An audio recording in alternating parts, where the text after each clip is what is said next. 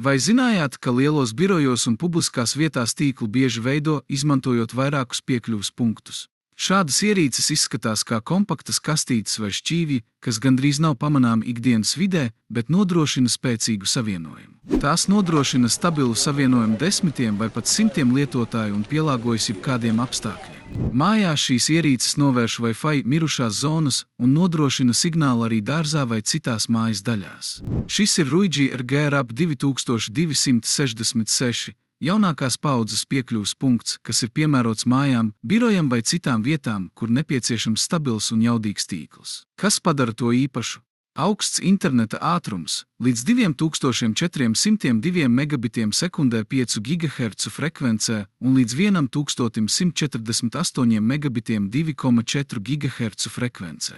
Viegla vadība. Ar Ruigi Cloud palīdzību tīklu var iestatīt ātri un vienkārši, pat atrodoties ārpus telpām. Universālums piemērots jebkurai telpai, no konferenču zālēm līdz lielām mājām. Stabila darbība. Wi-Fi darbojas droši pat visizaicinošākajos apstākļos. Plašāka informācija aprakstā zem video. Paldies par skatīšanos un uz tikšanos nākamajos video!